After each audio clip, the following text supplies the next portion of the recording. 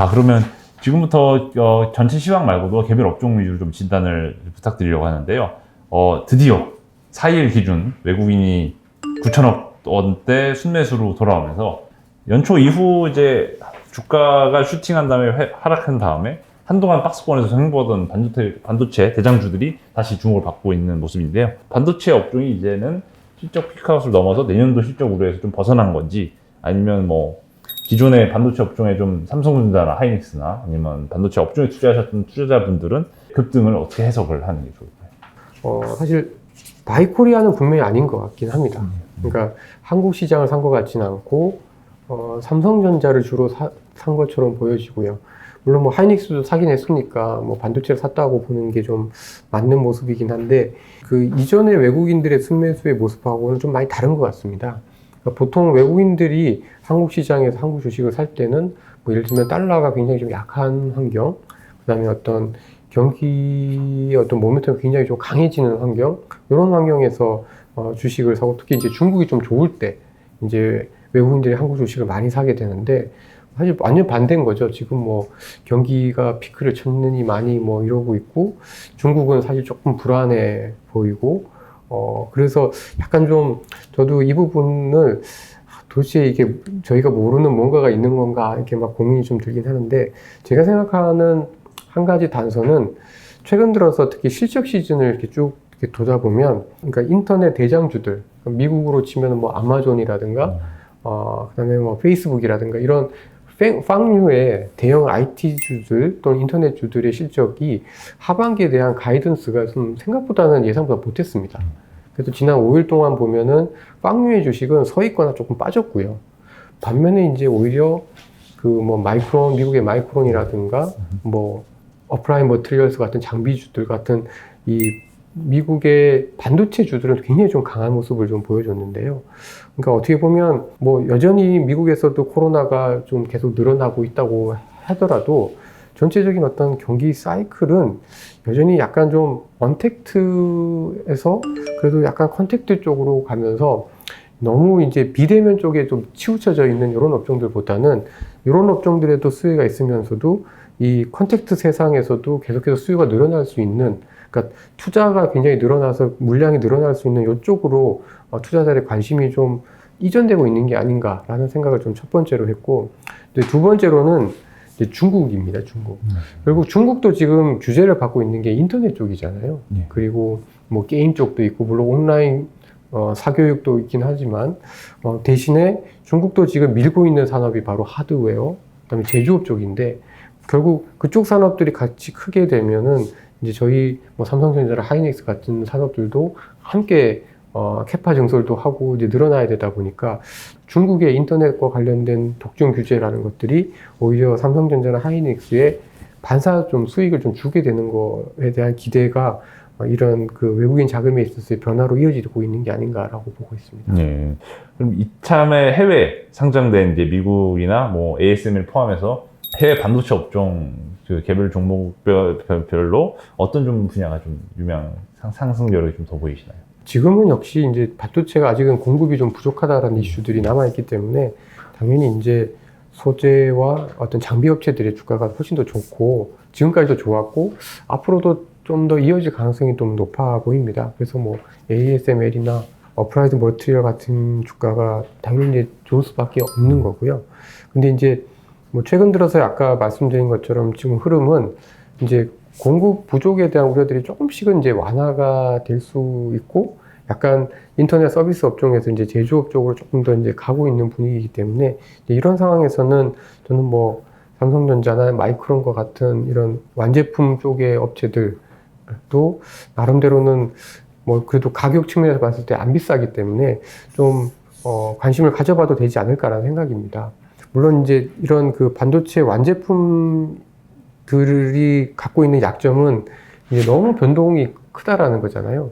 그러니까 2년 동안 굉장히 급격하게 좋아지다가 2년 후에는 굉장히 실적이 또 생각보다 빠르게 나빠지는 상황이 계속해서 연출이 됐는데, 적어도 한 3, 4년 동안 이렇게 보게 되면 이렇게 등락을 하면서도 그래도 우상향하는 그림이기 때문에, 저는 뭐 지금처럼 이렇게 조금 가격 측면에서 봤을 때 좀 좀 매력이 있을 때 올해 당장 하반기를 본다기보다는 전 내년을 본다고 하면은 여전히 삼성전자나 하이닉스와 같은 이런 쪽들도 긍정적일 걸로 판단을 좀 하고 있습니다.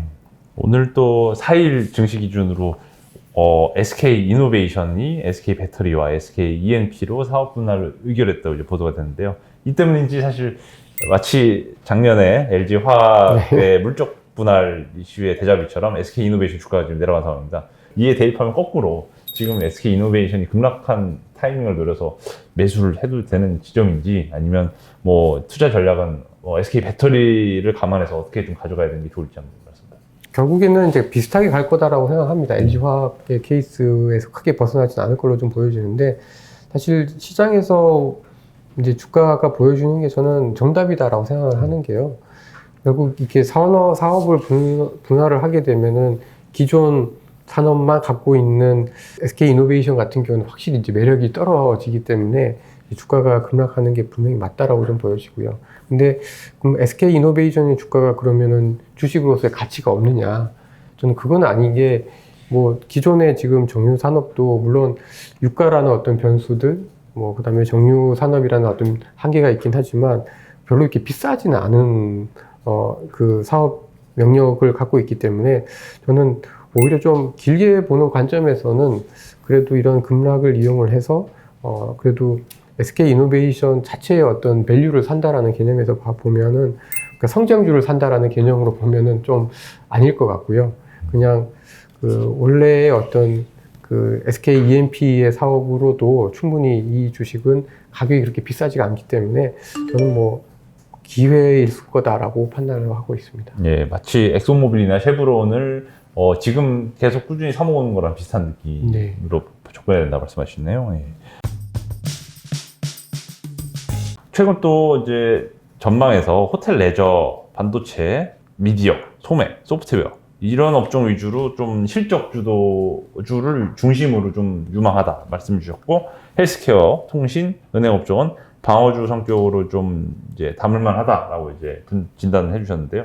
최근에 이제 방어주도 그동안 미국채 금리가 내려오면서 꽤나 시장에서 소외된 만큼 지금 투자로 접근하기 또 괜찮은 밸류에이션인지 평가를 한번 부탁드리고 싶습니다. 그러니까 약간 지금이 그 갑자기 델타 변이 때문에 그러니까 조금 상황 자체가 약간 혼재되어 있는 상황인 것 같습니다.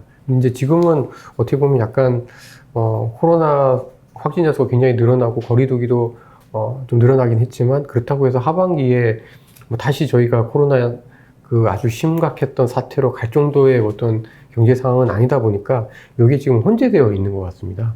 그래서 지금은 어떻게 보면 좀 길게 가면서 코로나에 상관없이 꾸준히 성장할 수 있는 산업들에 대한 부분들은 그대로 가져가고, 또 하반기에 그래도 코로나 이후의 세상을 생각하면서 실적이 좋아질 수 있는 업종은 들고 있는 그런, 뭐 소위 말하는 이제 바벨로 같이 담고 가는 전략이 저는 좀 더 유용하다, 이렇게 좀 판단을 좀 하고 있는데요. 이 최근 들어서 이제 빅테크 위주에서 좀 소외된 업종들 중에 의외로 또 좀 괜찮은 업종들도 있습니다. 배당이나 그다음에 리츠나 이런 주식들은 오히려 금리가 빠지면서 또 생각보다는 지금 주가도 많이 올라와 있는 상황인데요. 하반기에 혹시라도 이제 금리가 또 올라가게 되면 이런 업종들에 대한 매력이 약간 좀 떨어질 수도 있고, 또 뭐 유틸리티나 통신주들, 방어주들도 이렇게 좀 약간 주춤할 수는 있지만, 그래도 금리가 그렇게 올라가더라도 천천히 올라가게 되면은 사실은 이런 종목들이 줄 수 있는 일드에 대한 매력이 굉장히 좀 크기 때문에, 너무 이제 주식시장을 접근하는 데 있어서 막 단기 수익을 안 내도 되는, 조금 연말까지 약간 시간을 두고 가져가실 수 있는 분들이라고 하면은 오히려 소외되어 있는 업종들 중에서 이 배당이나 뭐 자사주 매입이나 또는 뭐 리츠처럼 이렇게 그 고정 수익을 줄 수 있는 주식들은 여전히 좀 매력이 굉장히 좀 높다라고 판단을 좀 하고 있습니다. 그럼 전체적으로 이제 투자 전략을 담당하고 계시다 보니까 올해 하반기에 그러면 이제 뭐 전통적으로 채권, 금, 원자재, 뭐 대체 자산으로 뭐 코인까지도 말씀하시는 분이 계신데요. 자산 배분 전략을 올 하반기에 어떻게 가져오면 좋을지 한번 말씀드립니다. 여전히 이제 금리가 그렇게 크게 뭐 아주 이렇게 급등하지 않는다라고 하면은 여전히 주식과 원자재 가격이 채권이나 금보다는 좋을 걸로 보여지고요. 그리고 저는 하반기에 원자재 가격은 상승은 하되 좀 그 구리나 이런 쪽에서의 어떤 비원유에 해당하는 원자재 가격의 상승 속도는 좀 주춤할 걸로 보여집니다. 그래서 원자재 쪽은 이제 좀 유가, 원유가 좀 더 다른 원자재들보다는 좀 좋아 보이고요. 그런데 그런 원자재들보다는 그래도 주식이 조금 더 좋은 흐름이지 않을까라고 판단을 좀 하고 있습니다. 자, 그러면 허재환 이사님께서 전체적으로 투자 전략을 담당하고 있는 만큼 저희 자이언트 TV 구독자님들을 위해서 투자 전략을 좀 한번 마지막으로 좀 정리해 주실 예정입니다. 그 바이러스, 그러니까 이제 코로나 때문에 요즘 뭐 굉장히 전략을 짜기가 되게 쉽지 않고, 예전에는 그 바이러스가 있을 때는 언택트, 그 다음에 바이러스가 좀 주춤하면은 컨택트, 이렇게 되게 좀 명확했었는데, 지금 국면은 이게 혼재되어 있기 때문에 제가 봤을 때 좀 제일 하반기에 좀 주목해 볼 만한 업종들 중에 하나는, 꾸준히 성장하는 거에 있어서는 역시 이제 인터넷 비즈니스 쪽, 그러니까 소프트웨어 업종이 제일 좀 눈에 돋보이고요. 그 다음에 저는 좀 기대하는 게 제약 바이오 쪽입니다.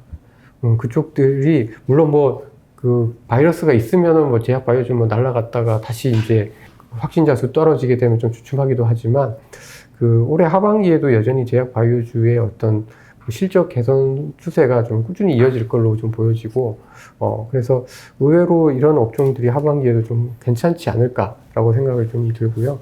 그리고 이제 마지막으로 저는 이제 그 건설업종도 생각보다는 좀 괜찮지 않을까라고 생각이 듭니다. 왜냐하면 내년에 또 대선을 앞두고 있는 상황이다 보니까 이게 또 요즘 핫한 게 또 부동산 논란들이잖아요. 그러니까 어떻게든 공급을 늘려야 되고, 그런 상황에서는 건설업종도 저희는 꼭 좀 지켜볼 만한 하반기에 중요한 업종이다라고 생각하고 있습니다. 네, 지금까지 자이언트 TV의 안갑성 기자였습니다. 오늘 유진투자증권의 허재환 이사님 모시고 올 하반기 투자 전략을 말씀 나눠봤는데요. 앞으로도 계속 좋은 콘텐츠로 구독자 여러분들 찾아뵙도록 하겠습니다. 감사합니다.